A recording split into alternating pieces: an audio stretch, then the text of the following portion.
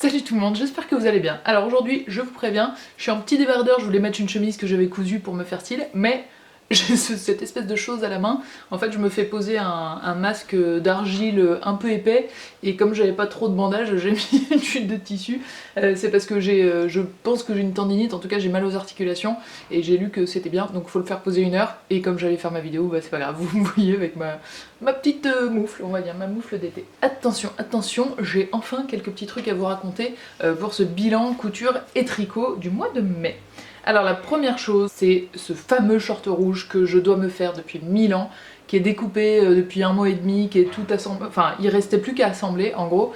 J'ai fait ça en plein de petites fois, franchement c'était un peu je le finirai jamais, et au final je sais que je l'aime beaucoup, il est bien à ma taille, je le porterai et tout, mais je sais pas pourquoi, c'était pas un désamour, c'était juste une petite flemme quoi. En fait quand ça commence à s'étaler, bah, ça devient difficile de rattraper. Le jean et le noir que je m'étais déjà fait, je les avais fait un peu trop grands, et là comme je suis, je sais pas pourquoi, un peu tête dure, ou je sais pas, je les avais fait en L, au lieu de les faire en M, normal, je me suis dit bon bah écoute, tu sais quoi, tu gardes ton patron L, mais juste t'enlèves les marges de couture.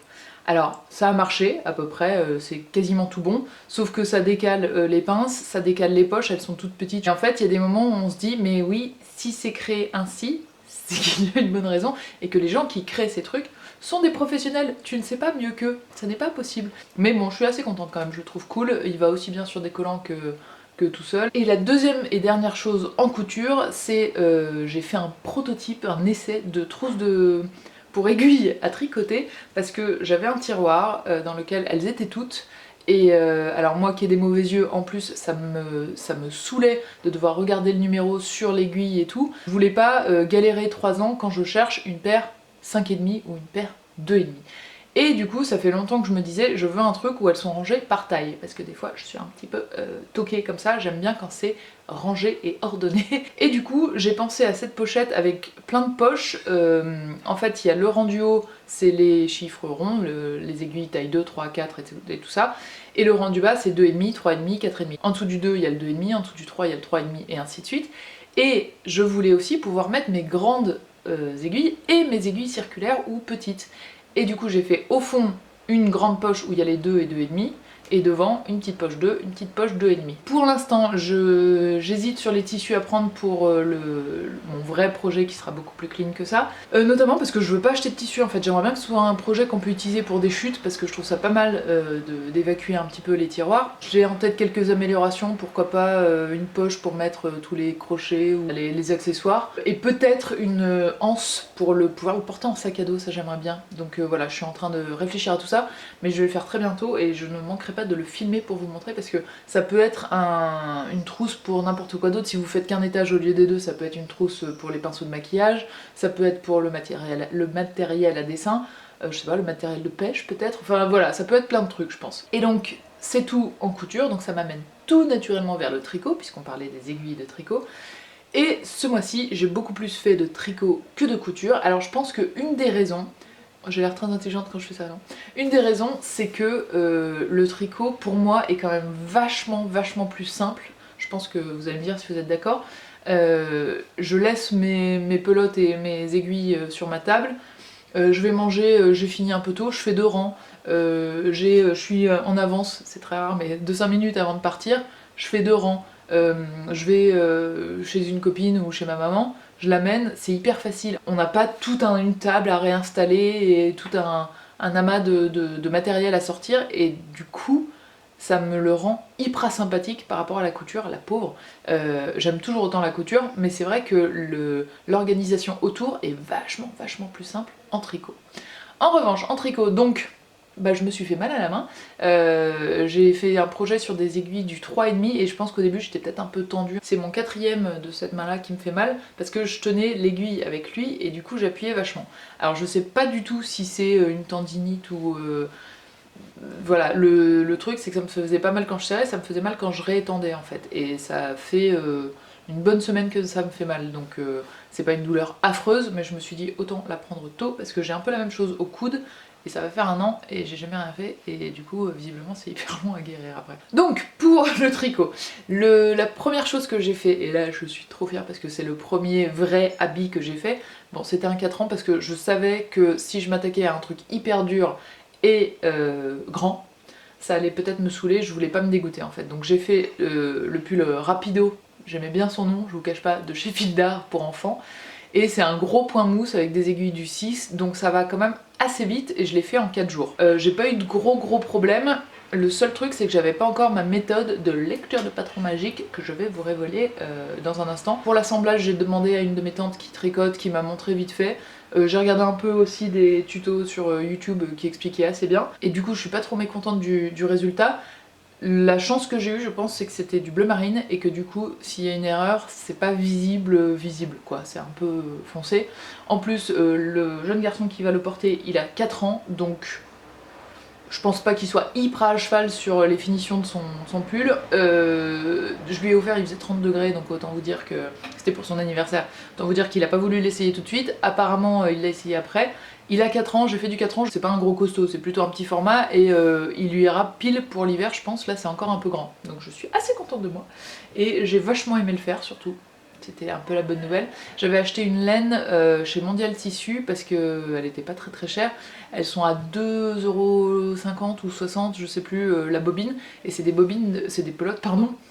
Bobine, j'ai pas encore le vocabulaire. C'est des pelotes de 100 grammes et le patron disait qu'il fallait 6 pelotes et là avec ces trucs de 100 grammes j'en ai pris 2,5, donc c'est quand même assez économique. Tout ce que je veux me faire moi c'est au moins 80€ de laine, donc bon c'est un peu différent comme budget on va dire. Pour les patrons voilà ce que je fais, en fait je lis tout et je surligne dans la même couleur toutes les indications qui se révèlent, enfin qui sont utiles pour la taille que j'ai choisie. Je lis bien tout du début à la fin.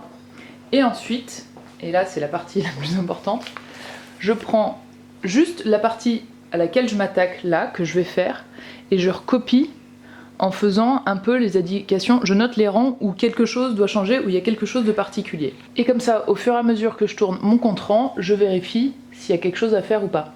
Donc là par exemple, il y a 2 mailles envers au début et à la fin, donc c'est noté.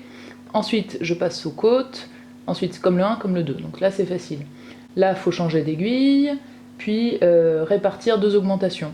Là, on change de couleur à chaque fois, et donc je mets juste le numéro du rang auquel il va se passer quelque chose. Et donc là, je sais que pour ce morceau-là, que je suis en train de faire ici, il y aura 104 rangs, et toutes les indications sont notées.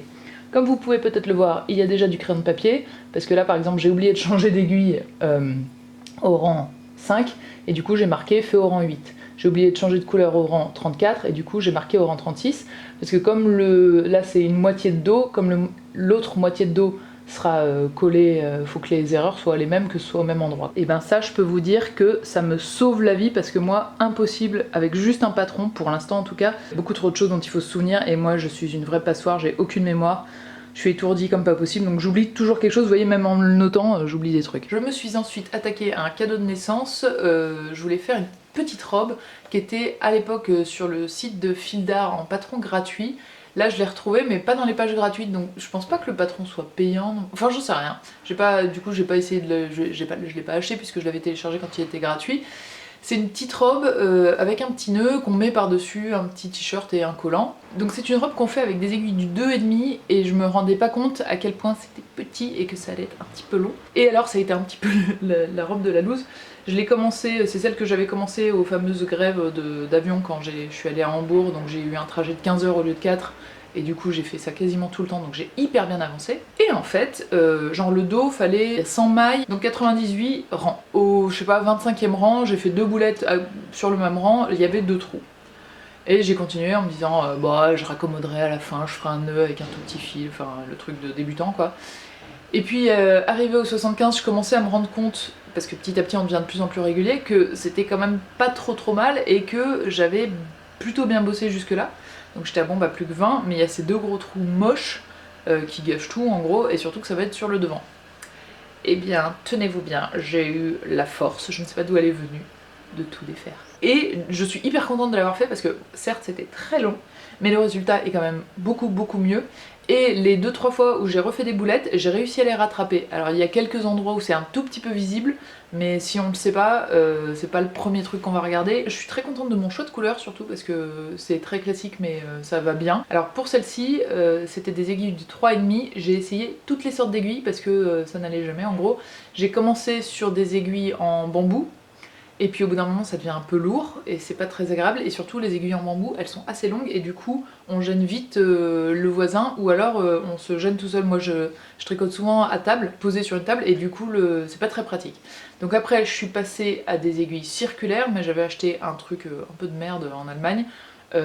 Et du coup la jonction entre l'aiguille et le fil en plastique, il y avait un petit accroc et ça me faisait mal, ça me frottait là, ça me faisait hyper mal. Donc je suis passée à des aiguilles, les nouvelles ergonomiques de chez Prime, avec le petit embout qui fait comme un grain de riz, et c'était pas mal, sauf que avec le poids du travail, elles ont commencé à se pencher de plus en plus, à se courber, donc j'avais un peu l'impression de les abîmer, et je ne sais pas du tout ce qui s'est passé. En haut, à la tête de l'aiguille, il y a eu des petits reliefs qui se sont créés, comme si j'avais mordu un peu mon aiguille à tricoter, ce que je vous promets que je n'ai pas fait. Mais c'était un peu bizarre, et en revanche pour la méthode continentale, vous savez, où on lâche jamais le fil, elles sont bien parce que comme elles sont un tout petit peu molles, elles peuvent se courber un peu et c'est vachement plus facile. Alors s'il n'y avait pas eu tout ce poids dessus, je pense que je les aurais gardées, mais au bout d'un moment c'était vraiment pas du tout confortable pour le poignet. Comme je commençais à avoir un peu mal en plus, j'ai préféré pas forcer. Donc j'ai investi dans des aiguilles circulaires de chez Knit Pro. C'est le truc où on peut intervertir le câble et les aiguilles. Il y a une petite, j'avais pas vu, mais il y a comme une petite clé pour bien être sûr que les aiguilles se détachent pas. C'est mes aiguilles préférées pour l'instant, elles sont vraiment top. Et je suis allée, il y a une mercerie qui est en train de fermer à Lyon qui s'appelle Côté Mercerie, rue Paul Chenavard, tout en haut vers les terreaux. Et ils avaient du déstockage en gros, dont ces aiguilles là. Ils n'avaient pas toutes les tailles, mais j'ai acheté quasiment toutes les tailles que j'ai trouvées je pense. Et à transporter c'est beaucoup plus pratique aussi que des longues aiguilles, on peut rouler ça dans un petit sac, dans le sac à main, et ça passe très bien. Les longues aiguilles en bambou on risque de les péter, et en plastique elles dépassent du sac à main. Et bah, si juste l'assemblage, alors là sur les côtés ça passe, et entre le blanc et le gris bien sûr je me suis fait enfin je fais souvent ça en fait, faut que j'arrête de faire ça. Je me suis dit allez ça va bien aller. Et une fois que j'ai fini, j'ai regardé un tuto. C'est intelligent ça, non? Et en voyant le tuto, j'ai fait oh, ça aurait pu être vachement plus beau. En fait, ça aurait dû être vachement plus nickel. Mais bon, c'est pas grave, je me dis que c'est aussi les erreurs de débutants et qu'on apprend. Et puis encore une fois, c'est pour un bébé, si c'est pas hyper nickel, elle va pas me faire un cake, Chloé, hein, je pense. Là, j'en suis à... j'ai rattaqué un autre projet, autre cadeau de bébé. C'est des aiguilles, cette fois du 2,5. Autant vous dire que mes petites mains qui ont mal, c'est un petit peu chaud. Donc je fais vraiment 3-4 ans et puis je m'arrête, 3-4 ans et puis je m'arrête. Mais c'est mes premières rayures et j'ai trouvé des techniques trop bien. Il y a une youtubeuse américaine qui s'appelle Studio Knit qui est géniale, qui fait des vidéos hyper claires. Alors malheureusement faut parler anglais, mais si vous mettez au tricot, je vous conseille vraiment de vous mettre à l'anglais parce que c'est vachement plus simple les explications en anglais. Donc je vous mets le lien vers ces vidéos, elles sont géniales, et je vous mets celle où elle parle des rayures et de comment faire sur le côté pour qu'il n'y ait pas de fil. Et je me rends compte qu'en fait, juste au bout du 3e projet, c'est quand même pas énorme, ça va beaucoup plus vite qu'en couture, pour commencer à, pas forcément à la régularité, mais si déjà, mais surtout à plus faire de fautes, à plus faire d'erreurs. C'est un peu routinier parce que c'est toujours la même chose, mais il faut être attentif au moindre truc. Moi, si elle n'est pas parfaite, je reprends la maille en fait. Je fais vraiment attention à pas laisser un tout petit filin glisser, à pas... Quoi que ce soit, je reprends. Ça donne des résultats où il n'y a pas de grosses erreurs quoi. Ensuite, je me suis acheté 2 petits catalogues fil d'art. Il y a plein de modèles que je veux me faire, et aussi, attention, la psychopathe du jour, j'attaque les cadeaux de Noël, parce que je vais pas tous les faire en novembre, hein, concrètement j'aurai pas le temps. Je me dis si j'en fais un par mois d'ici là, et ben j'aurai tous mes cadeaux tranquillou bilou. Avec les dépenses faites au fur et à mesure, parce que les cadeaux pour les adultes ça coûte cher en laine, donc voilà, j'essaye d'espacer. Pour l'instant j'ai femme et... il y a enfant ou pas? Non, j'ai que femme, c'est des cadeaux pour les femmes. Et puis il faudra que je m'achète un catalogue homme, un de ces quatre, mais bon, j'en suis pas encore là. J'ai besoin de vos conseils aussi parce que j'ai vu un livre à la Fnac qui s'appelle Tricot douillet, d'une suédoise me semble-t-il, et c'est que des pulls oversize, trop confortables pour aller dans la nature. Franchement ils sont hyper beaux et ça a l'air top. Je voulais savoir s'il y en avait d'entre vous parmi vous qui l'avaient acheté et qui avaient un avis sur le pas à pas. Est-ce que c'est facile? Est-ce que en tant que débutante je serais pas trop perdue? Il est à 25 €, donc si c'est pour en rien faire du tout, je préfère les garder. Et enfin le dernier point, quand on tricote, on est un peu immobile pendant longtemps, donc je me fais plein de documentaires, de séries, de machins. Et je me suis mise aussi à regarder des vlogs déjà, c'est un truc que je ne regardais jamais, les meufs un peu qui racontent leur vie. Donc là j'en suis des nouvelles, je suis Golden Wendy qui vient d'annoncer qu'elle était enceinte et tout. Ça, franchement j'aurais jamais regardé ça avant, mais là comme je suis un peu bloquée sur une chaise, et ben ça fait papoter. Et puis au final bah, je me mets à cliquer sur celle d'après parce que j'aime bien. Je cherche des podcasts créatifs. Alors déjà je déteste ce nom, podcast, je trouve ça affreux. Mais si vous avez des conseils, c'est ça surtout, de chaînes où il y a des podcasts créatifs, un peu amusants, bien montés, un peu rapides, n'hésitez pas à me les donner. Je suis allée aussi, juste dernière chose, sur Ravelry.